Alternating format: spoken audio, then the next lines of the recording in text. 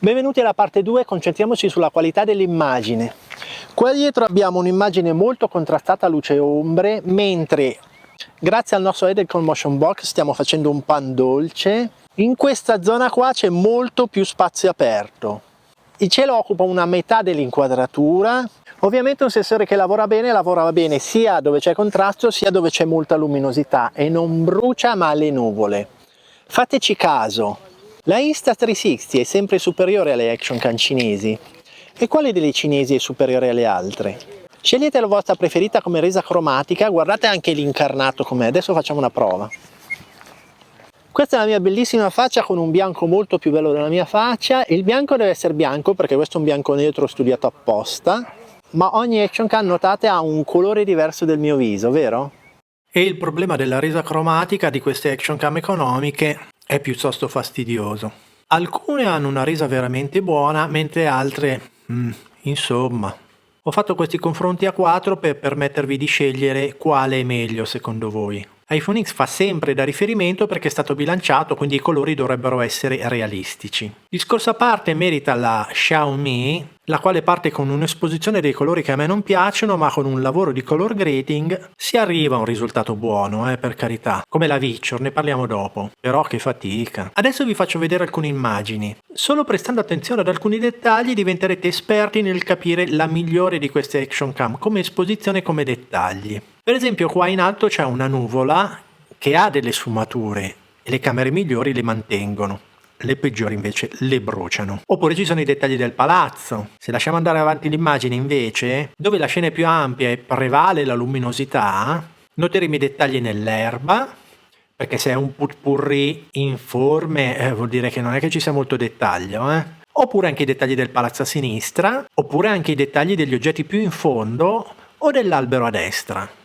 Vi lascio i confronti uno a uno. iPhone X fa sempre da metro di riferimento. Sono curioso. Adesso che siete in grado di scegliere l'action cam migliore, ma soprattutto la peggiore, me lo scrivete nei commenti. Quale preferite?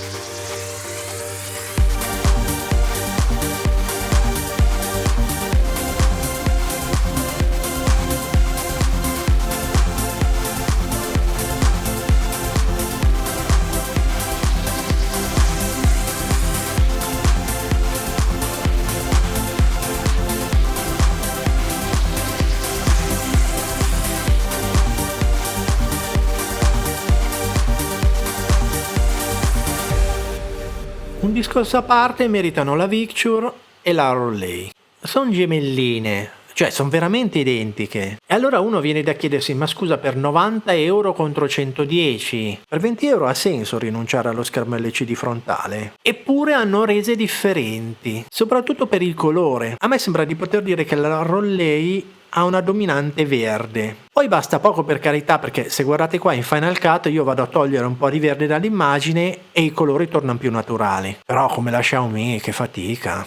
Se poi tolgo l'effetto, notate subito come i colori c'era qualcosa che non andava, vero? Per quanto riguarda i dettagli sono davvero simili, sembrano sì cugine, mentre per l'esposizione purtroppo mi viene da dire ha fatto peggio la Victure. Non solo perché la solita nuvola è più bruciata, ma anche perché nel suo caso il sole era più velato, quindi la luce era più uniforme.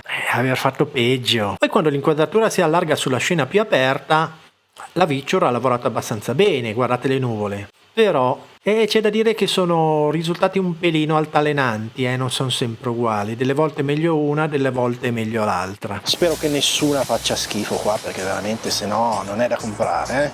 Il sole è già andato via da un po' e lì alcune non ce la faranno secondo me. Dietro qua sono esattamente contro luce, fantastica questa ripresa. Invece di quelle cinesi quale si salverà? Ma ho voluto aggiungere a questo confronto anche la Caso, perché anche lei c'ha il doppio schermo, così se muoio sull'overboard almeno ci sarà un segno del mio passaggio.